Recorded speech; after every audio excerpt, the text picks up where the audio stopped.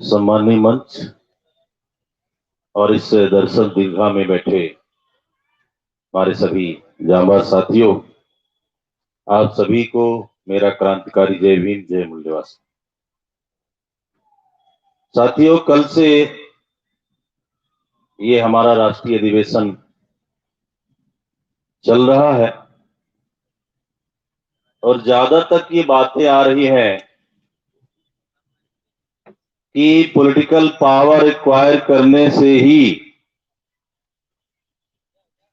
हम व्यवस्था बदल सकते हैं। लेकिन मेरे दिमाग में कल से ही एक सवाल गूंज रहा है, जब पॉलिटिकल पावर इतना इंपॉर्टेंट है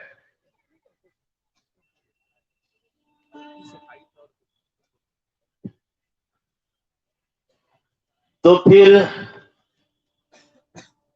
पॉलिटिकल पावर का एडवर्टाइजमेंट क्यों नहीं होता। यहां तक कि यहां भी बंधन लगाया गया कि पॉलिटिकल फ्रंट का बैनर नहीं लगना चाहिए।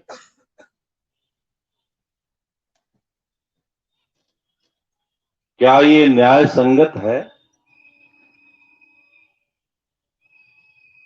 खैर, मंच आपका है, आपने जो डिसीजन लिया उस पर मैं ज्यादा सवाल नहीं खड़ा करूंगा, लेकिन दिमाग में सवाल है ये राजनीतिक उलगुलान, ये उलगुलान की क्या मीनिंग है? उलगुलान को एक भाषा में तो इंकलाब कह सकते हैं, दूसरे में चैलेंज कह सकते हैं, या फिर आवाहन कह सकते हैं।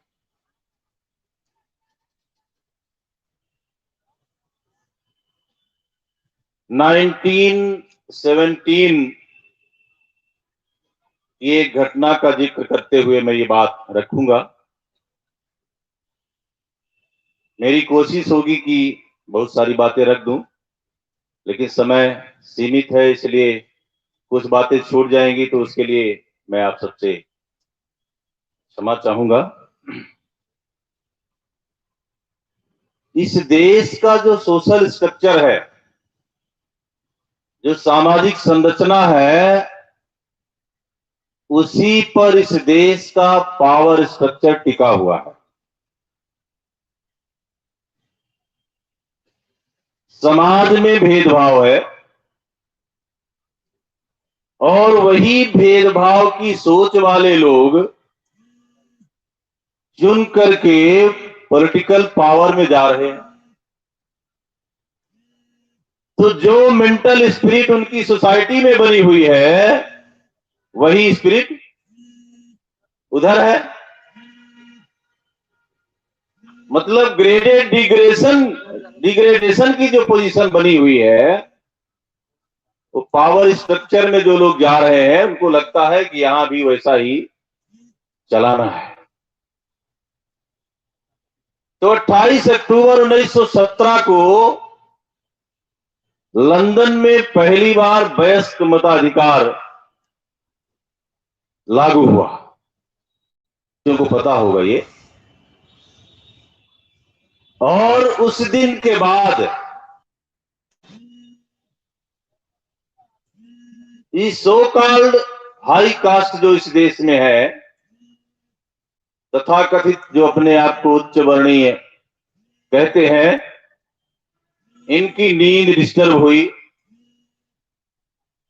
और इनको वहीं से पता लग गया कि जो सरकार लंदन में है वही सरकार भारत में है, और आज नहीं तो कल भारत में भी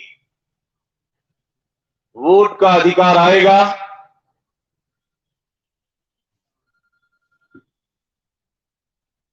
तो आज जो राजा रानी के पैदा हो रहा है, वो रानी के पेट से पैदा नहीं होगा। कहां से पैदा होगा? है वोट की पेटी से। और उसके बाद हिंदू शब्द आया। कल हमारे उद्घाटक महोदय ने हिंदुत्व की शुरुआत की थी और 1918 में भारत में पहली बार हिंदू महासभा की मीटिंग हुई है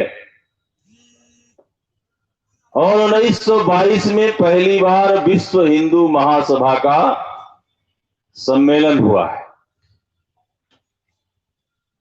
और फिर 1924-25 में राष्ट्रीय स्वयंसेवक संघ का निर्माण हुआ और जो ब्राह्मण 1917 तक अपने आप को हिंदू नहीं कह रहा था,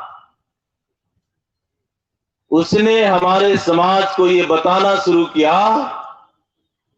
कि हिंदू का मतलब चोर, काफिर, पराया हुआ, हारा हुआ होता है।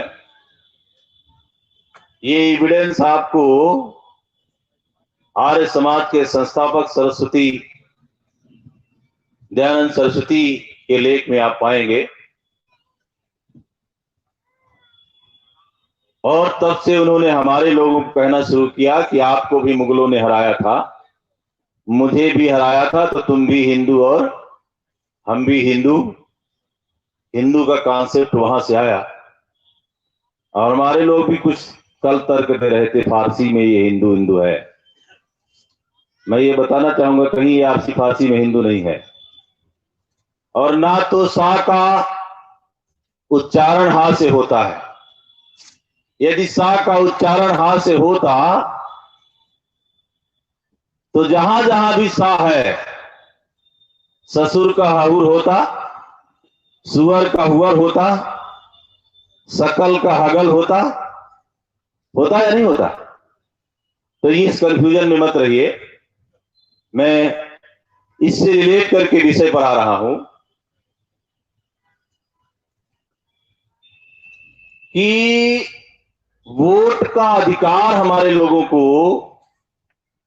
अभी हमारे प्रस्तावक साथी कह रहे थे कि इसको अंग्रेजों ने तो पढ़े लिखे और पूंजीवादी लोगों को दिया था।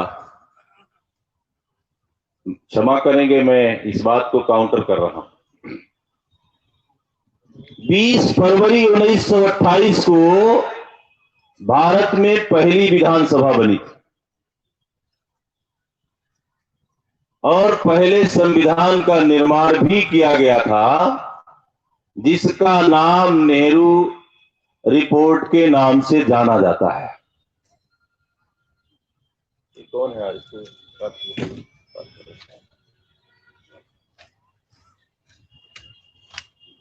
तो 20 फरवरी 1928 को जो पहली संविधान सभा बनी, कारण ये था अंग्रेजों को 1926-27 में ये एहसास हो गया था कि हमें ये देश छोड़ना पड़ेगा।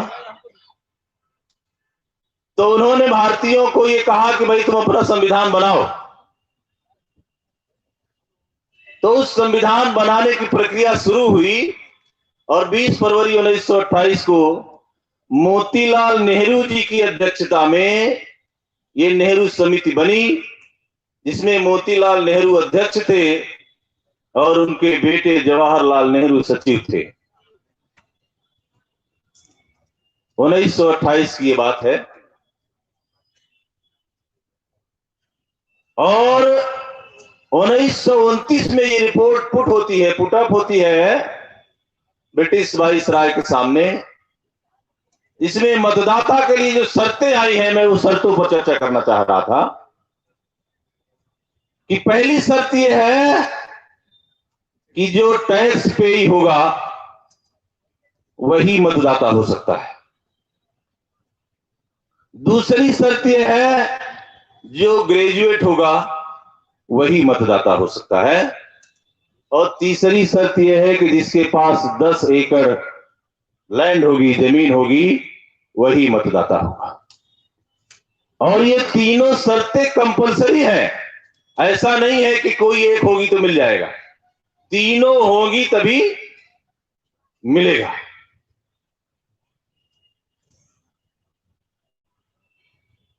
और 1930 में फर्स्ट राउंड टेबल कॉन्फ्रेंस जब लंदन में हुआ तो बाबा साहब ने पूरी ताकत के साथ इसको काउंटर किया और ब्रिटिश वाइसराय को इसके लिए मजबूर किया कि भारत का यदि नागरिक है तो उसकी उम्र यदि 21 साल हो गई, मतलब फर्स्ट और लास्ट जो कंपल्सन है उसकी उम्र कितनी होनी चाहिए? 21 साल। उस समय 21 साल का वो आया था। केवल यही एक योग्यता है कि इसकी उम्र यदि 21 साल है तो उसको वोट का अधिकार मिल जाना चाहिए। वो पढ़ा है, अनपढ़ है, टैक्स देता है, नहीं देता है, जमीन है या नहीं, इस पर कोई बात नहीं हुई। और ब्रिटिश वाइसराय ने इसको एक्सेप्ट किया और उसी दिन से स्वराज का जो कॉन्सेप्ट आपने पढ़ा होगा बाल गंगाधर तिलक के माध्यम से, उसी दिन से उसको खतरा नजर आया कि ये स्वराज का हमारा जो सपना है ये पूरा नहीं हो सकता। और ये प्रक्रिया चलती रही। और एक और जानकारी मैं दे दूं, 21 अप्रैल 1946 को जिस जगह में आज ये कार्यक्रम हो रहा है, जिस संस्थान में जिनकी मूर्ति लगी हुई है, यहां जिनको आयरन मैन की उपाधि दी गई है,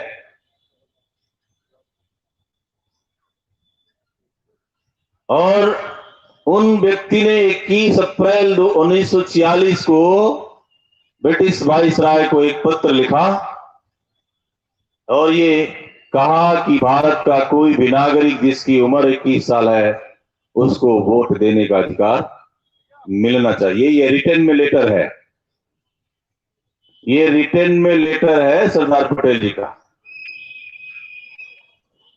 और उसी दिन से ये ब्राह्मणवादी ताकतें, ये सरदार पटेल और अंबेडकर एक साथ ना आने पाए, इसके लिए पूरी ताकत लगाई।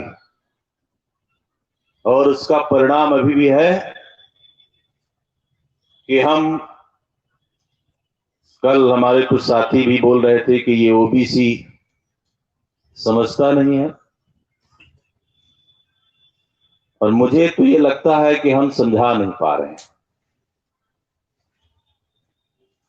और आंदोलन का इतिहास बाबा साहब के पहले तक का यदि देखा जाए तो सारा आंदोलन किसने चलाया?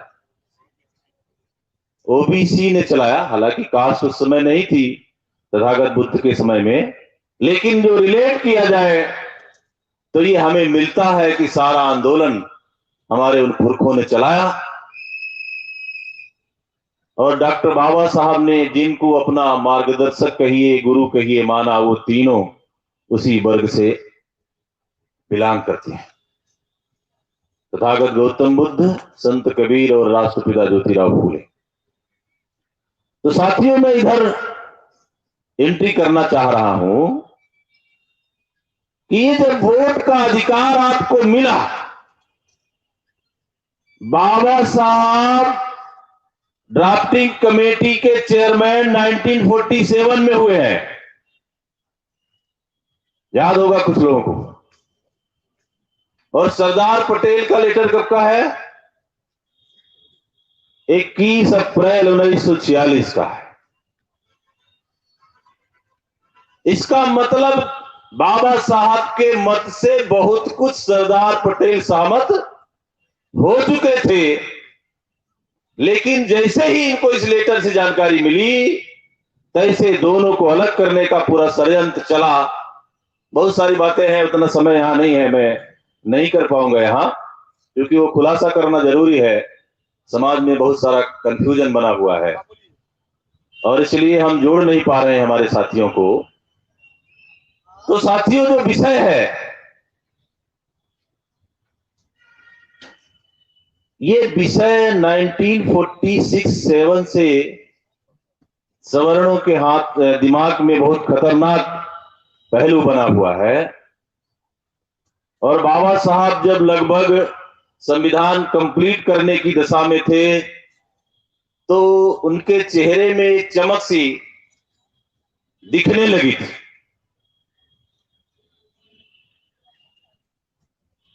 तो 23 या 24 नवंबर की घटना है 1949 की। बाबा साहब जब संविधान सभा की ओर जा रहे थे तो चेहरे में उनके मुस्कुराहट थी। मिस्टर जेबी कृपलानी भी उसके साथ में थे। तो कृपलानी ने बाबा साहब से यह सवाल किया, डॉक्टर अम्बेडकर, आपके चेहरे में मुस्कान है, इसका कारण क्या? बाबा साहब चलते गए, 2 बार जवाब नहीं दिया। तीसरी बार जब उसने सवाल किया तो उसने कहा, मिस्टर कृपलानी, मैं खुश इसलिए हूं कि जिस दिन से ये संविधान इस देश में लागू हो जाएगा उस दिन से रानियों की नसबंदी हो जाएगी। नहीं भाई, ताली मत बजाइएगा प्लीज। दिमाग खोल कर रखिए, हाथ मत खोल कर रखिए। यहां दिल के तार नहीं छेड़े जा रहे हैं, दिमाग के तार छेड़े जा रहे हैं। और तब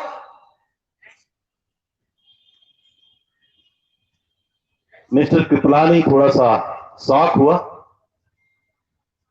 और 5 मिनट के बाद बाबा साहब को वो जवाब देता है कि मिस्टर अम्बेडकर, अभी आप ये भूल रहे हो कि ये आपके लोग बिकाऊ हैं और हम जब चाहेंगे इनको खरीदेंगे। तो जिस डेमोक्रेसी की बात, democracy for the people, FOR की जगह में अभी FAR हो चुका है। क्या? Democracy by the people. अब वो BY नहीं रहा, अब ये BUY है। भाई माने क्या? खरीदना। और ऑफ द पीपल, OF वाला ऑफ नहीं है, OFF वाला F आप फील कर रहे हैं। और 1971 में मैं उस आदमी का भी नाम लेना चाहूंगा जिसने बाबा के साहब का बिल्कुल भी साथ नहीं दिया, बाबू जगजीवन राम के नाम से जिनको जाना जाता है। उनके मन में भी कांग्रेस के प्रति असंतोष पैदा हो गया था और 1975 में जो इमरजेंसी आई है, कांग्रेस के अंदर ये सारी असंतोष की भावना पैदा होने के कारण हुई। और फिर जो नई पार्टी का जन्म हुआ जिसको जनता पार्टी के नाम से जाना जाता है,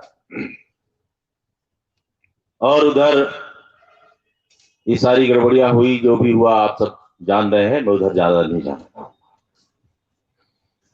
1971 से ब्राह्मणवादियों को यह समझ आया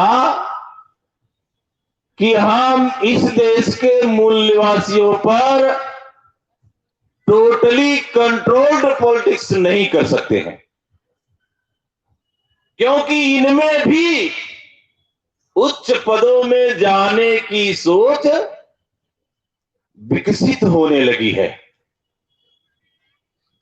तो मिस्टर जेबी कृपलानी की वो बात कि इनको हम खरीद सकते हैं, ये वहां से शुरुआत होती है। लेकिन जब 1978 में मौलिक अधिकारों का पहला अधिकार, कौन सा अधिकार है? संपत्ति का अधिकार, राइट टू प्रॉपर्टी, 44वें संशोधन में इसको खत्म किया गया। जब खत्म किया गया मतलब एकदम नहीं खत्म कर दिया गया, फंडामेंटल राइट से खत्म कर दिया गया।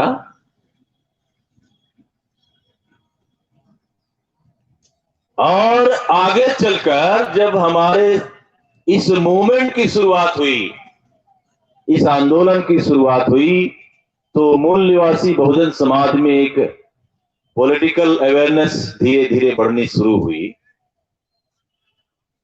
और 1986 में जो परमानेंट जो कंक्रीटेड सीढ़ी बनी हुई थी संसद भवन में जाने की, वो सीढ़ी टूट गई। याद है आप लोगों को? और उसके बाद फिर वो बांस की सीढ़ियां लगाकर अभी भी चल रही है। एक अकेले दल की सरकार इस देश में नहीं बन सकती, इसलिए वो सचेत हुए और फिर हमारे समाज में जो राजनीतिक चेतना आ रही थी, उस चेतना वाले व्यक्ति को ग्रिप में लेने का काम शुरू हुआ और उससे ये पूछा गया कि आपके साथ कितने लोग हैं। किसी के साथ 10 थे, 50 थे, 100 थे, तो उसके हिसाब से उसकी मॉनिटरिंग प्लस वैल्यूएशन शुरू हुआ। मतदाता हमारा अपना अगुवा मानकर उसके साथ चलना शुरू किया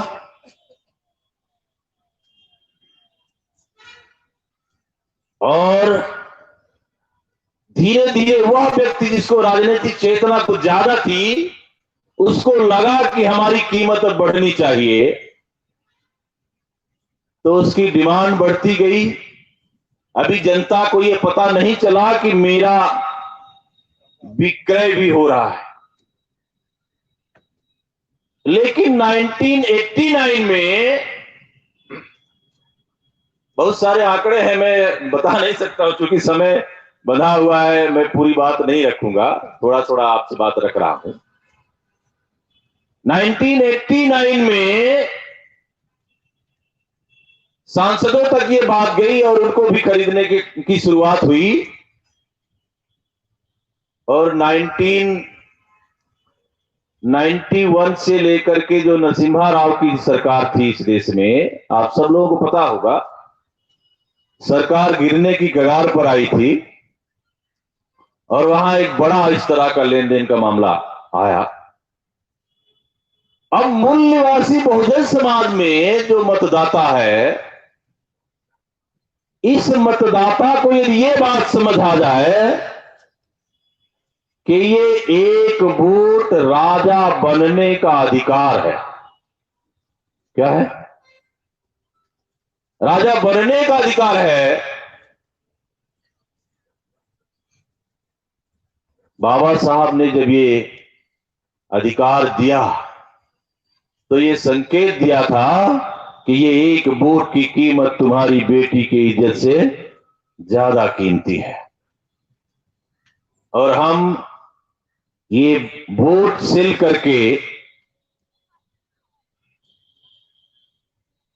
हमारी अपनी माता बहनों की, बेटियों की इज्जत नहीं बचा पा रहे हैं। अभी 4 दिन पहले की आपके फाफा मऊ की घटना है, कितने लोगों को पता है भाई? 4 महिलाओं की हत्या हुई है अभी, और उन्हीं तथाकथित उच्च वर्णीय लोगों ने ये मर्डर किया। मर्डर ही नहीं किया, उनके साथ पहले रेप किया और फिर मर्डर किया, और तीसरे दिन उनकी लाश मिली, लाश भी नहीं मिली थी। तो ये उसके परिणाम है। क्योंकि लोकतंत्र में जो जनप्रतिनिधि होता है, प्रतिनिधि का मतलब क्या?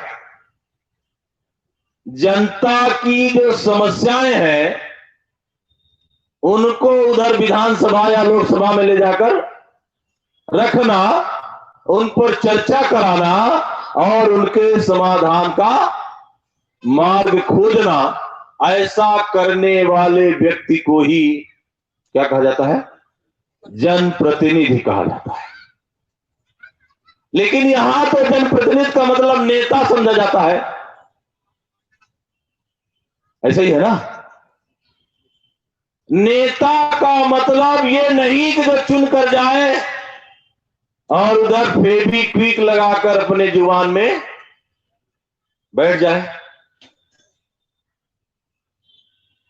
और इस बीच समाज को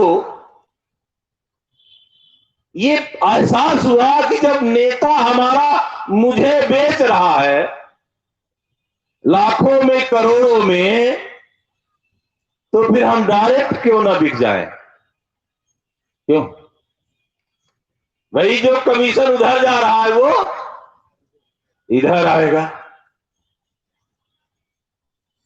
और इस देश के आम आदमी को ये समझाया गया कि पैसा ही सब कुछ है, पैसे के बगैर कुछ नहीं हो सकता। अभी भी हमारे लोग तर्क देते हैं, अरे कैसे चुनाव लड़ेंगे, बड़ा पैसा लगता है। ऐसा है कि नहीं है?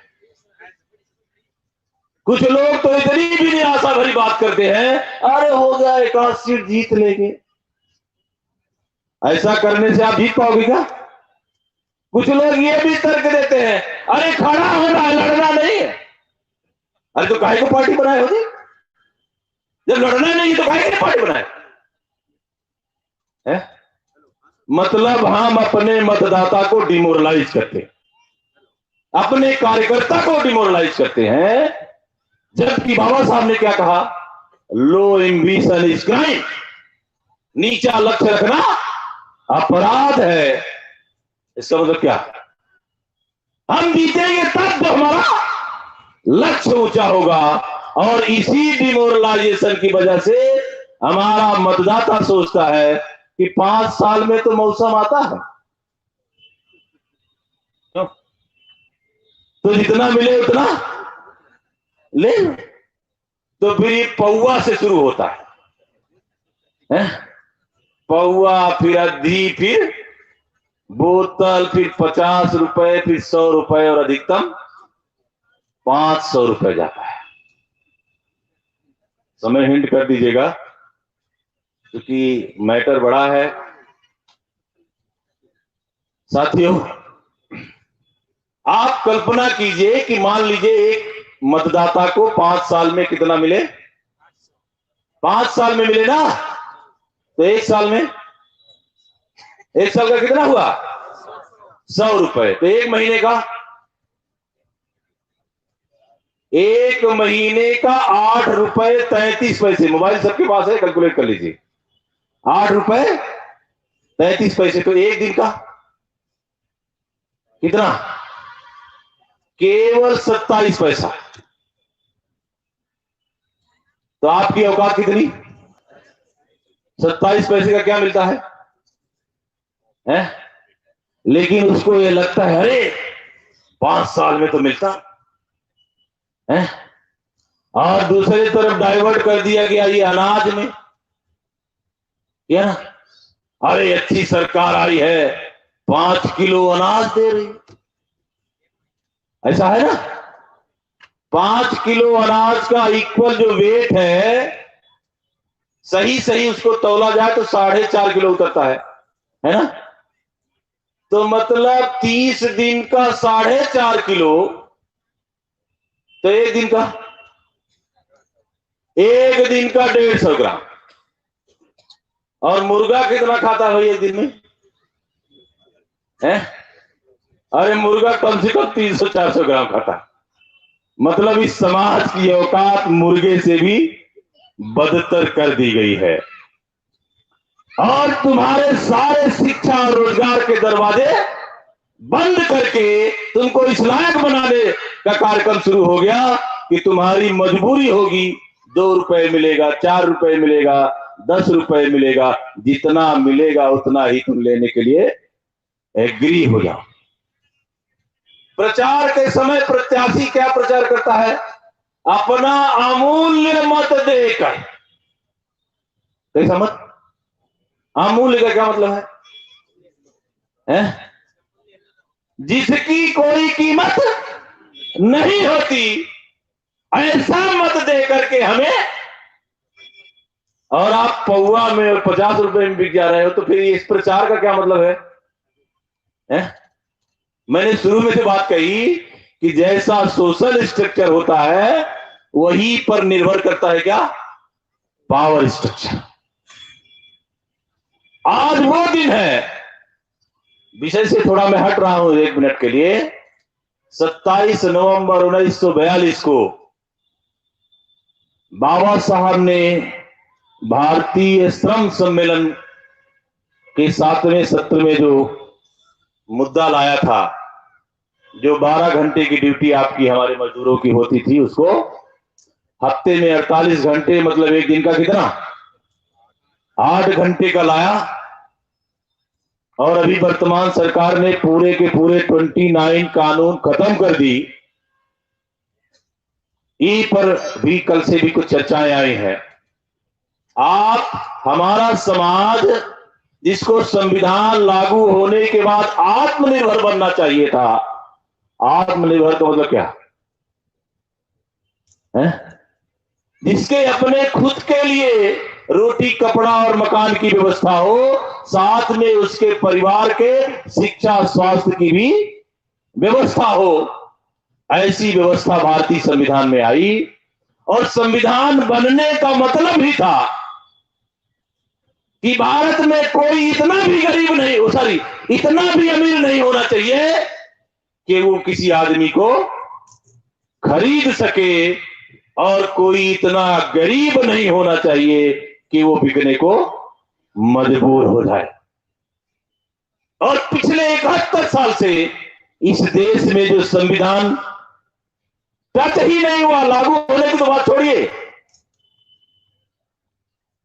जहां संवैधानिक व्यवस्था, जो विधायिका, कार्यपालिका, न्यायपालिका, जहां उसको टच होना चाहिए वहां टच नहीं हुआ। लेकिन 26 जनवरी 1950 से उनके घरों में घर घर संविधान गया, और हमारे घरों में जिनकी पुस्तकों को पढ़ने का अधिकार नहीं था, वो किताबें हमारे घरों में गई। हमारे लोगों को लगने लगा अब तो आजादी मिल गई, अब तो हम जो चाहेंगे वो पढ़ेंगे, जिन चाहे मंदिरों में जाएंगे। ऐसा ही हो रहा। और ब्राह्मणवादी ताकतों ने ये एहसास किया कि आप बड़े भक्त लोग हो। क्या भक्त हो? व्यक्ति भक्त के भक्त हो, भगवान के भक्त हो, किसी के भक्त हो, भक्त हो। और भक्त अपने इष्ट की बुराई सुन नहीं सकता, और इसीलिए भारत में राष्ट्रभक्त एक शब्द बार बार यूज किया जा रहा है? मैं आपसे सवाल करना चाहता हूं, आप राष्ट्र प्रेमी हो या राष्ट्रभक्त हो? है? अरे बोलिए, जोर से बोलिए। और ये प्रेम ही बचा सकता है देश को, भक्ति नहीं बचा सकती। क्यों?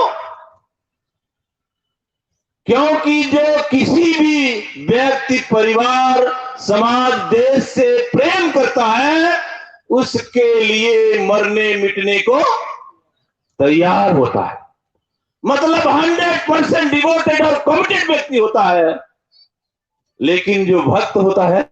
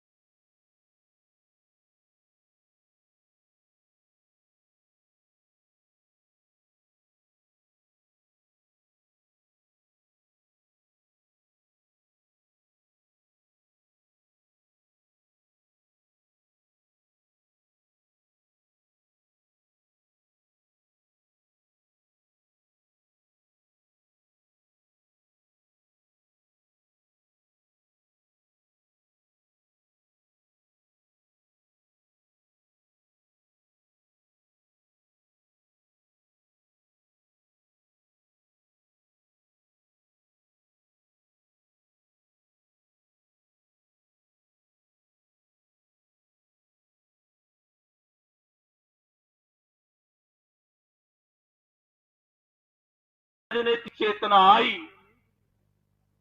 तो ये चेतना भी केवल पद तक सीमित रही कि हम सीएम बने, पीएम बने, विधायक और सांसद बने। आज की डेट में लगभग 300 सांसद हमारे समाज के हैं, जिसको हम मूल निवासी बहुजन समाज कह रहे हैं। और सत्ता किसकी है? इस देश की केंद्रीय सत्ता 272 हो जाती है ना, और है कितने? तो हमारी सत्ता नहीं होना चाहिए, क्योंकि वो हमारे पुरखों के विचारों से तैयार हुए व्यक्ति नहीं है। और उनको लगता है कि एन के प्रकार हमें कहां जाना चाहिए, विधानसभा, तो उसके लिए सबसे बड़ा साधन पैसा मानते हैं क्या? और नेता जब उस पैसे का यूज करता है तो इधर यूज करता है, इन्वेस्ट करता है। उसके दिमाग में है पैसा लगाओगे तो पैसा मिलेगा, मतलब इन्वेस्ट करोगे तो सपोज कीजिए एक चुनाव में इस देश में 10 लाख करोड़ रुपए खर्चा होता है। कितना? 10 लाख करोड़। और उस प्रत्याशी ने जितना पैसा खर्च किया उतना पैसा वो पहले ही साल में वसूल करने का प्लान बनाता है, 5 साल में नहीं।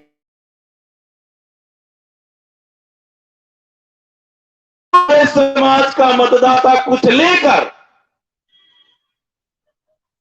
कुछ देने की सोचता है। हमारे पुरखों के आंदोलन ने यह बताया है कि लेने के पहले देना होता है क्या? और हमारे समाज में क्या बात आ गई? पहले ले लो फिर देंगे। और लेने के बाद वो बंध जाता है, मोरली बंध जाता है कि मैंने तो फला व्यक्ति से पैसा ले लिया है, अब मुझे वोट उसी को देना है। और इसी तरह वो प्रतिनिधित्व चुनकर जाता है। उसको लगता है कि हमने चुनाव में इतना खर्चा किया है तो कोई भी पार्टी या कोई भी बड़ा आदमी यदि हमको पैसा देगा तो हम उधर, और इसीलिए वो स्थिर नहीं रह पाता। बहुत सारे उदाहरण हैं हमारे समाज में कि जिसकी पार्टी आ रही है उसी की सरकार में शामिल है ना। इसका नाम नहीं लेना चाह रहा मैं, लेकिन उनका एक वाक्य जरूर बताना चाह रहा। जब वो राजनीति करने निकले तो ये नारा दिया देश में कि मैं उन घरों में चिराग जलाने निकला हूं जिन घरों में सदियों से अंधेरा है, और एट लास्ट उन्हीं के घर में चिराग पैदा हुआ है। जिनके घरों में चिराग जलाने का मामला आया उनके घरों में चिराग जली नहीं, और उनके घर में चिराग पैदा हुआ, और वो भी सो कॉल्ड हाई कास्ट ब्राह्मणी के पेट से पैदा हुआ। चिराग कहां जलेगा जी? और वही बिकाऊ मतदाता की वजह से ऐसा हुआ। और इसीलिए ऐसे प्रतिनिधि कभी भी स्थिर नहीं रहते। अभी पंचायत के चुनावों में, मैं 1 मिनट 2 मिनट और लूंगा, पंचायत के चुनावों में हमारे ब्लॉक प्रमुख और जिला प्रमुख इधर बनते हैं, प्रधान बनते हैं, तो वो भी क्या, यूपी में ग्राम सभा का चुनाव 1 करोड़ रुपए का होता है। कितने का? और फिर जो बीडीसी और जिला प्रतिनिधि चुनकर जाता है वो 40 लाख 45 लाख रुपए लेकर के ब्लॉक प्रमुख या जिला प्रमुख बनाता है। अब जरा समझो आप, यदि उसको 7 मतदाता खरीदना पड़े तो कितना? 4 सते मतलब 2 करोड़ 80 लाख रुपए वो खर्च करके ब्लॉक प्रमुख बनेगा, तो फिर क्या घर में घास छिलेगा? वो कम से कम 8 करोड़ 10 करोड़ रुपए वसूलेगा। इसलिए मतदाता को ये समझना है कि ये वोट वो खजाने की चाबी है जो हमें राजा बना सकती है, लेकिन ये हमने दुश्मन के हाथ में दे करके खुद तो विक्रेता बने ही, वो नेता को भी हम स्थिर नहीं रहने देते। इसलिए साथियों, समाज में ये जागरूकता लाने की जरूरत है। संविधान बचाओ बचाओ कहने से संविधान बचने वाला नहीं है। संविधान बताओ बताओ कहने से संविधान बचने वाला है। संविधान बचाने के बजाय क्या, संविधान बताना है। और जिस दिन हमारा समाज संविधान जानेगा तो हमें यह कहने की जरूरत नहीं पड़ेगी कि संविधान बचाना है।